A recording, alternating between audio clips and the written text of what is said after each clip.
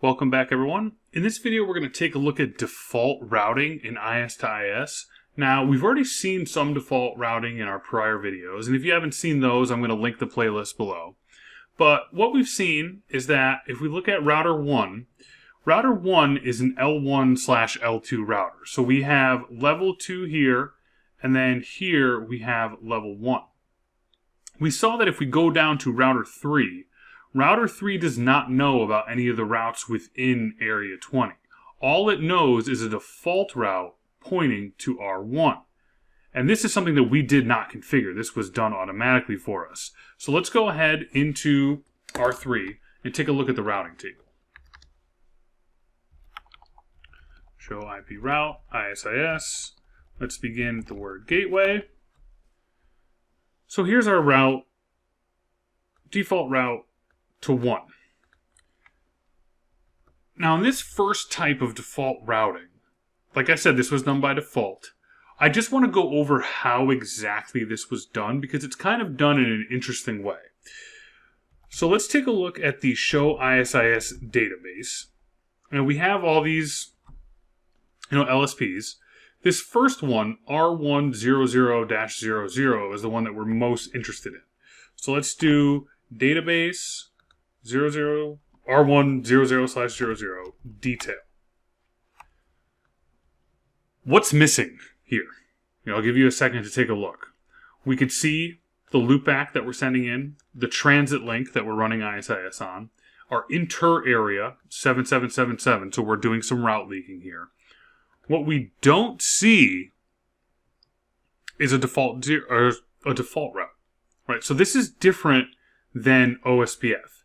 In OSPF, when we're doing, totally not so stubby or totally stubby areas, the border router will actually generate a type 3 LSA and send that into the area.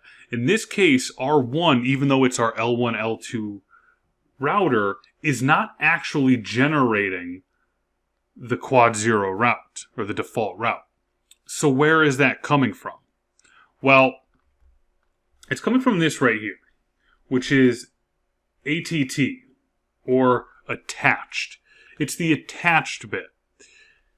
If you notice up here for the actual database, none of these other LSPs have it, right? Not from router 4, not from router 3, just the one from router 1. And this one here just represents the pseudonode on the wire, similar to your type 2 LSA in OSPF.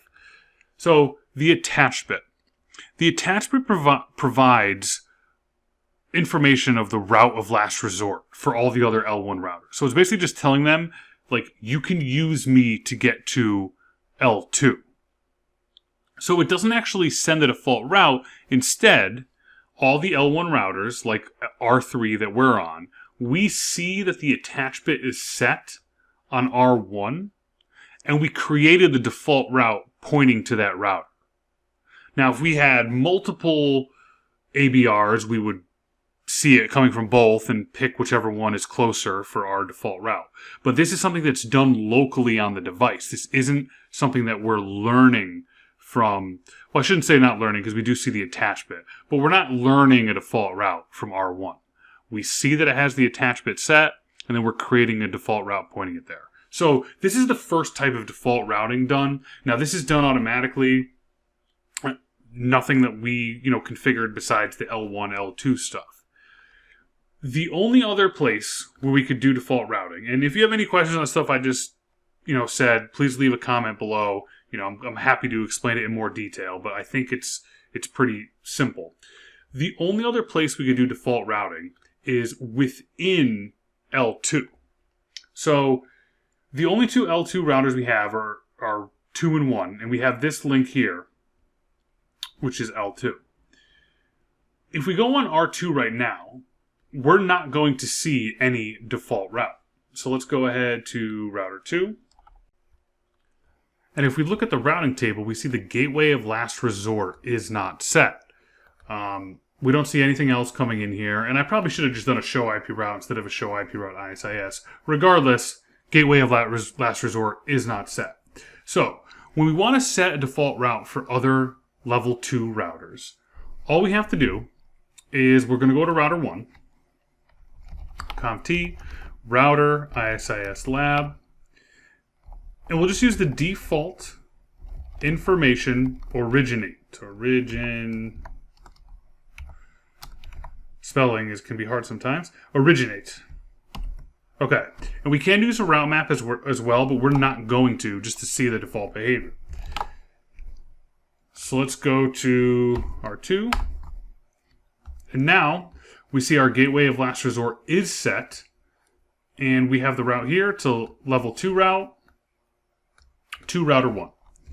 So default routing in ISIS is quite simple.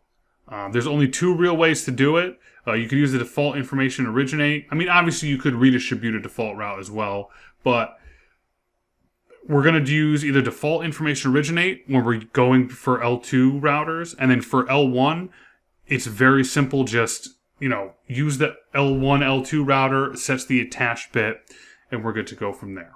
So I think that's pretty much it for default routing on ISIS.